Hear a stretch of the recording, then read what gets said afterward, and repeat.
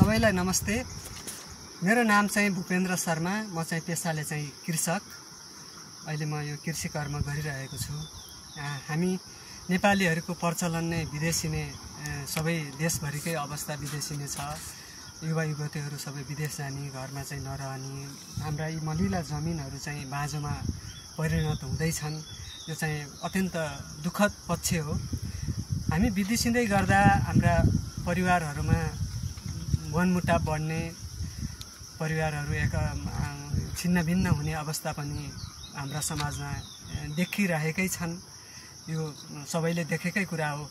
यसलाई हामीहरूको यो प्रवृत्तिलाई मैले थोरै उजागर गर्न खोजेको छु। मेरो यस सिर्जना मार्फत यो सिर्जनाको ध्येय भनेको हामीमा रहेको प्रवृत्ति र मुलुकमै केही गर्नुपर्छ, सम्भावना यही छ। विदेशमा गएर बगाउने पसिना यही बगाइयो भने सम्भावना यही छ। त्यसो गर्दा परिवार पनि एकअर्कामा खुसी साथ मेलमिलाप रहेर बस्न सकिन्छ। यसैलाई मैले प्रवृत्तिलाई उजागर गर्न खोजेको छु मेरो सिर्जना मार्फत। मेरो चाहिँ सिर्जना हजुरहरूलाई मन पर्यो भने लाइक, कमेन्ट, सेयर गरिदिनु होला। मेरो सिर्जनाको शीर्षक छ परदेशी क। परदेशी क र परदेशी ख मैले दुई भागमा विभाजन गरेको छु यसलाई। मेरो परदेशी क। हिँड्ने बेला प्यारी रुँदै भन्छन्, राम्रोसँग जाउनी, मैले पैसा पठाइदिन्छु, राम्रो मिठो खाउली। बाबु नानी रुँदै भन्छन्, नजानुस् न बाबा, तिम्रै भविष्यका लागि जाँदैछु नि मेरा लालाबाला। जब उठ्छन् जहाजमा उनको यति मन रुन्न, परदेशी जीवन हो बाँच्ने मर्ने केही टुङ्गो हुन्न।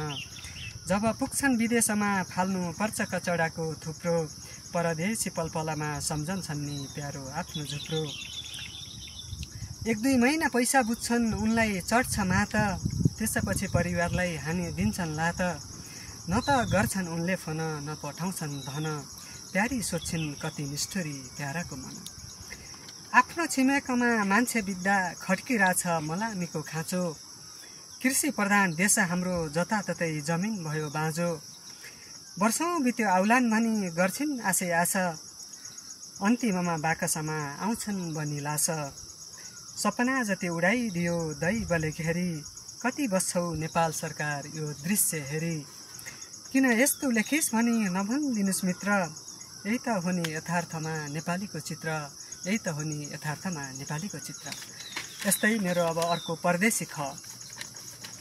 परदेशीको मन रुन्छ हिँड्ने बेला धेरै, प्यारी भन्छन् पिर्न गर्नुहोस् जिम्मा भयो मेरै। जाँदाखेरि पिर्न गर्नुहोस् नगर्नुहोस् न फिक्री, हजुरले पैसा पठाए लगाउँछु मैले बनाई सुनको सिक्री। उड्ने बेला उनले भन्छन् मेरो प्यार मातृभूमि, कस्तो देऊ दैव तिमीले गरिबको जुनी। सिप उनको केही छैन हान्नु पर्छ बेल्चा, एकैछिन बसेपछि फोर्नानले ठेल्छ।